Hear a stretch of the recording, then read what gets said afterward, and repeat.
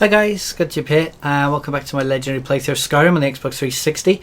As promised, we're in Markarth for the second part of the Book of Love, and we've got to go see Calcelmo. But before we do that, I figured we might as well go call up on the smith. My favorite homes. Finally. Now get lost. Yeah, you're welcome. That's just habit more than anything else. We're going to go call in on the blacksmith station, because if you remember, we're carrying around a heck of a lot of pelts. And we might as well turn them into money. Oh, hello. Yeah, why not? And that way, you know, we'll get it out of our inventory as well.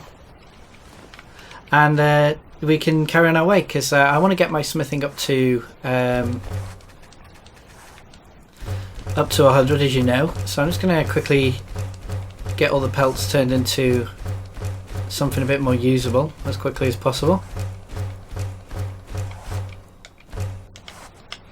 Okay, so check a look at this. This is just from all the animals we've been hunting while we've been roaming around the wilds, as it were, in Skyrim. And if we get, oh wow, so many gems. If we go down to leather, there you go. We've got 85 leather now, so might as well bang out some leather strips. Okay, because if we check out our inventory as well, I've turned all the iron ore that we've collected into gold ore, which is quite good. There we go, 15 of those. But we still have some iron ingots that we picked up when we did Tevlar's watch, for example. So I've got 27 of those, which means we can make 27 iron daggers. We might as well. Let's quickly call in on the smelter as well. You escaped Sigma Mine with Monadnock? Everyone in the Warrens has been praising. Let's get all this gold ore turned into gold ingots. I saw you with the Forsworn. By the old gods, that was something. Oh, I thank you. I think. And yeah, let's get some quick smithing done. I'm not going to bother putting on my gear, because we're not going to be improving anything. We just want to bang out as much as we can. So the first thing we want to do, as always, we want to get rid of the jewellery first, because that'll help our smithing quite a lot. And obviously it goes off value. So for example, gold diamond necklace is 1,200. So that's obviously the first thing we're probably going to be making, because we don't have any silver. So that makes it easier.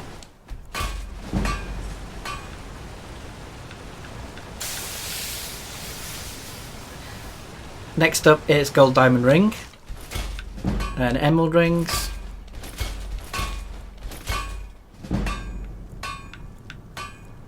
And then we've got a choice, but gold ruby necklace wins. As you can see, smithing is just shooting up by making jewellery. It's definitely the best way to go. And I got a choice here of gold rings or gold necklaces. I tend to go for rings because you do get two. So if you add them together, you know, you're making 150 here and you're making 120 there. So it makes more sense to make these. And then next up, we need to get rid of that iron ore. So the good old favourite, it's quite a lot of people, you know, used to do at the beginning of Skyrim when it first came out. They just bang out iron daggers. So I've got 27. Let's do it. And then hopefully now leather braces, we can make 59 of those. So again, let's do it.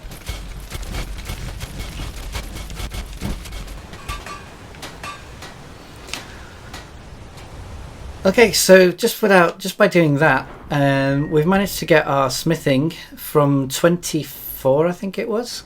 We're now at 39, which is quite good. We've also got the perks, so we might as well start putting some perks into it.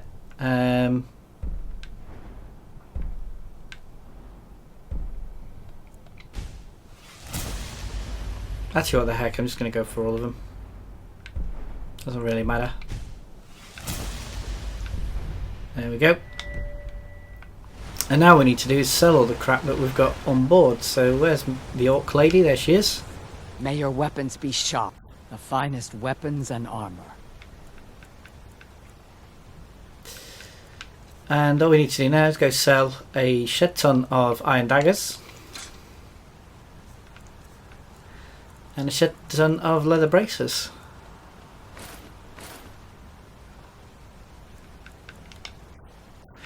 Now we can actually train in It's smithing. an honorable craft. I'll show you what I can. And you know, we do have 5 options. I'm not really going to be doing anything else, to be honest, training wise. So you know, we might as well. I mean, we've got more, we've got over 1 million gold, so it doesn't really matter that we're going to make a bit of a loss. And then what we can do Protect yourself or deal some damage. is obviously her gold's gone up to 3223, which is quite handy because we've been carrying around for pretty much forever these Master Robes of Illusion. We've got 2 of them. So we can sell one of those and maybe a couple of potions. Or there you go, a scroll, which we're never going to use. So we've pretty much made our money back, and that's pretty much done for that. So let's get on to... we always get confused. Here it is, the Understone Keep. Let's go in and go to Calcelmo and get the Book of Love underway.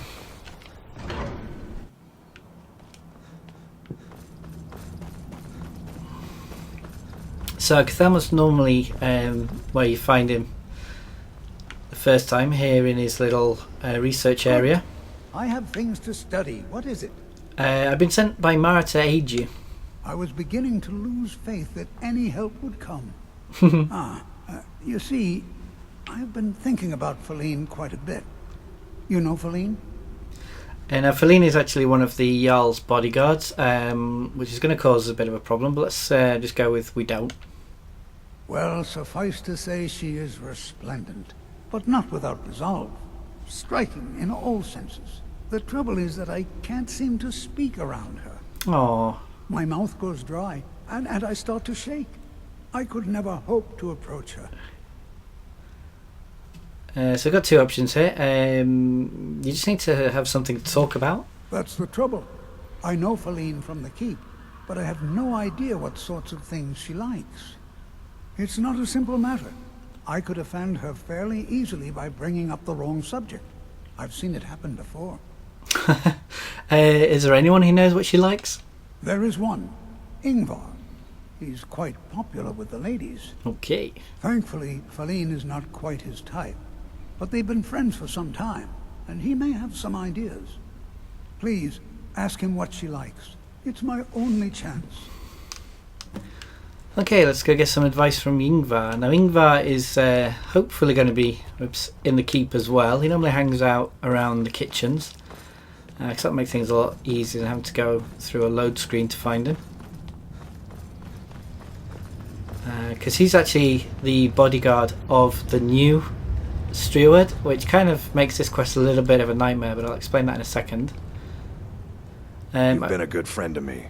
That means something. That's nice. I've heard you might know what Faleen likes. What? Why? Are you interested? It's not for me, it's for Calcelmo. I'd rather not say. Let's keep it a secret. A secret admirer, eh? Yep. Don't worry, I won't tell a soul. As for what she might like, I didn't tell you this. Faleen likes to act tough, but she really has a soft spot for, of all things, poetry. Really? You know, I took some classes at the Bard's College as a youth. Poems come in handy when wooing. I bet they There's a do. poem I once used on an older lady of Rorikstead. I can change it to be about Faleen, if you've got some gold. Okay. Are you prepared to receive my golden words? Not really, but yeah, let's buy it. What the heck? Wonderful. I'll write it out so you won't forget it. You should probably just let Faleen read it herself. Don't want you stumbling over the words and ruining my flow. Yeah, he's probably seen one of my videos where I tried to read out loud. But let's take a look at that, just for the heck. The love poem. Actually, how long is it? Oh, it's not too bad. A missive from Calcelmo to Faleen. My lover's heart is numbing stone that hides in ice beneath our sight. So some decry it's not there, while others whisper yet it might. Though stone is born from feathered ash, once formed it yields no whiff of heat. So too her heart betrays no love, no comforts those embracing it. As mountains grow and yearn for sky, then climbers conquering ascend. With chisel rope, with axe and pick, they force a rock to yield to them. One peak stands proud amidst the range, invincible and scaled by none. Those men who try wash down her slopes, their eye-born streams obliquely run.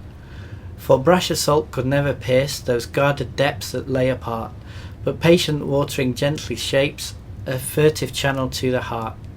My love is delving water, ice that cracks with cycles of the sun. A lapping, yearning, whispering plea will mark the time till I rush in. You were. For I have dwelt among the rocks, my city carved from rugged stone, so in that burrow I will creep and warm the souls which make my home. Okay, well I probably did totally massacre the flow there, to be fair. And our next task is to deliver the poem to Faleen. Now, depending on how you go with the Civil War questline, this can actually be quite easy because, you know, Faleen will just be there next to the Jarl. But unfortunately, as we know from previous episodes, the change of power in Skyrim means that Faleen is now held prisoner in the basement of the Blue Palace. So unfortunately, we're going to have to do a bit of fast travelling. So there's nothing for it. Let's get it done. It's one of the reasons why you should try and do this quest as early as you can, just because it saves a lot of hassle at this part. Luckily, thanks to the spell of editing, I can actually spare you of the hassle. But it was a bit of a nightmare when I found out I had to do all of this. Magical theory that I would never have expected from a human, even a Breton. Okay, right, so let's go into the basement. Now this should be fun because, as you know, pretty much all the Jarls who were on the side of the Imperials have been imprisoned, and they're not best pleased, to be honest, to see us. So don't forget as well to take the hanging moss and the lavender. Then you add that with blue mountain flowers and you've got a really good earning potion. So take all the lavender you can. Take death bell as well, potions of slow. And oh, there we go, death bell. Let's go. This is going to be so awkward. Let's go find Faleen. I hope I'll play you one of these days. Here she is. I don't mean you any trouble. Just leave me alone. Okay. You have something to say, dog? Something on your mind? Woof. Igmund is alive, and I'll keep it that way, Jarl or not. Okay, now you can just dive straight in, but let's find out a little bit more. So I want to talk to you about Calcelmo. Calcelmo? What about him? What do you think of him? Think of him? He's an odd little man, always poking around the ruins and wasting time in his museum. Seems friendly enough, obviously intelligent. Why do you ask? I was just curious. Well, aren't you a strange one? Yep. You lay one finger on Igmund, and I'll end you, Stormcloak. Fair enough. I have a poem I'd like to read. Pardon me? It's from Calcelmo. Go on. What could it do? I'm not sure what this is all about. Read the fricking poem. This is lovely. Calcelmo wrote this? Yep. About me? Yep. I never knew he had such feeling in him. He cares about you. Clearly. I've never even thought of him in that manner. I wish that I was as skilled with words as he. Here, take in this letter. I may not be as eloquent as he is, but I hope he understands. So now you can see why this quest can be a bit of a pain, just because of the distance due to the Civil War. So I definitely recommend doing this as quickly as you can. And actually, let's be a bit nosy and let's see what Faleen's written. My dearest Calcelmo, I always knew you to possess a great mind, but your charming poem revealed a depth of feeling I never suspected. I'll admit to being a bit surprised at the direction of your feelings, but not unpleasantly so. Let us meet to discuss further. Yours, Faleen. Okay, so direct into the point. So now we just got to give Calcelmo the good news, I guess. So, once more, thanks to the spell of editing, we're back in Markarth. Let's go see Calcelmo. Because unfortunately we are going to have to fast travel yet again. Just because my mistake. I should have done this quest a lot sooner than doing the Civil War questline, but I completely forgot about its usefulness until recently. Good to see Skyrim still has such fine people. You give an old man hope. Okay, old man. Well, I have a letter from Faleen. This is more than I could have hoped for. Have you really done this for me? I have to see her. Please excuse me. Okay, so hopefully this guy's going to move a lot faster than Klimek did.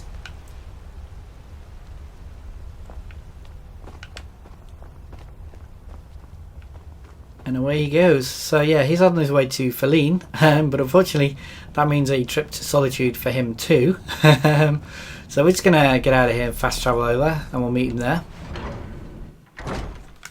Okay, so once again I've used the spell of editing, and hopefully Calcelmo is going to be here. Although right now the quest mark is sort of pointing outside, so I may have to wait a while. What do you want? Okay, where is she? Oh, there she is.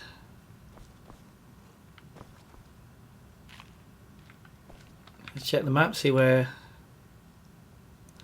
Calcelmo actually is.